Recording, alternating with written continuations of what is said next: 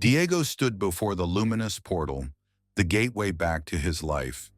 This time it seemed brighter, more inviting. He was ready. Mateo, Arturo, and Isabella stood beside him for a final farewell and to offer the very last instructions. "I am ready," Diego said, his voice calm and sure. "I have understood all the principles. I know what to think, how to act, and how to use my will. Is there one final principle for when I interact with people that I must know?" Isabella smiled, her face full of love and wisdom. "Yes, Diego. And it is the most important of them all. In all your actions, the key thought of all your efforts must be to convey to the minds of others the impression of increase." The impression of increase? "Increase is what all men and women are seeking," she explained. "It is the urge of the formless intelligence within them, seeking fuller expression. The desire for increase, for more food, more clothes, more beauty, more knowledge, more life, is inherent in all of nature. Because you follow the certain way," Mateo said, "you are getting a continuous increase for yourself, and you give it to all with whom you deal. You are a creative center from which increase is given off to all."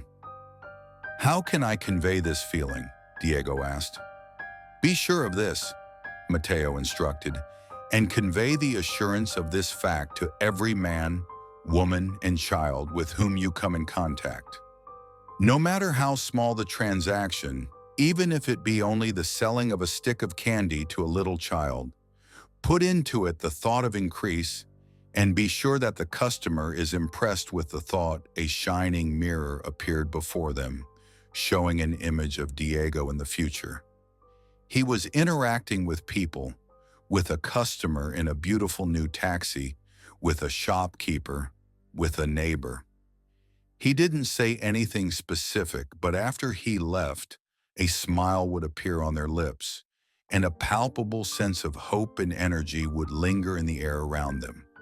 "Do I have to tell everyone that I will make them rich?" Diego wondered. "No," Arturo said. "True faith is never boastful. Wherever you find a boaster, you have found someone who is secretly doubting and afraid.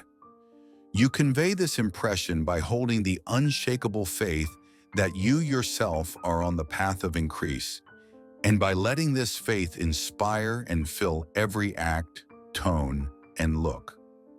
Let every act of yours express the quiet assurance that you are getting rich, that you are already rich now," Isabella added. "Words will not be necessary.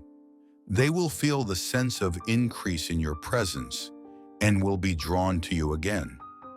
Suddenly the atmosphere became serious, the light dimming slightly.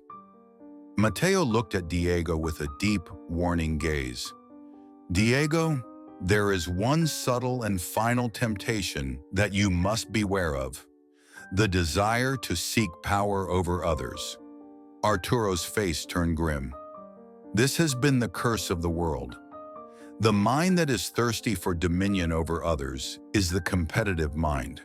To master your environment, it is not necessary that you rule over your fellow men. In fact, the moment you enter the world's struggle for the high places, you begin to be conquered by fate, and your getting rich becomes a matter of chance and speculation. Beware of the competitive mind," Mateo urged one last time. The light from the gateway grew warm and golden.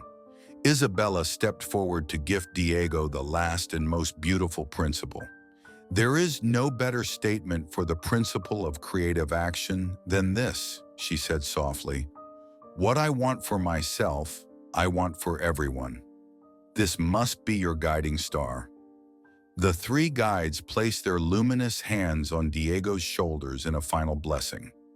"Remember who you are, a creator," Mateo said. "Remember your motive: more life for all, less life for none," Arturo added. "And remember your key thought: increase," Isabella finished. Diego looked at them, his eyes shining with love and a complete understanding. He whispered the words that were now etched upon his soul. "What I want for myself, I want for everyone." With a final, grateful nod, Diego turned with resolve and stepped into the luminous doorway. The light completely enveloped him,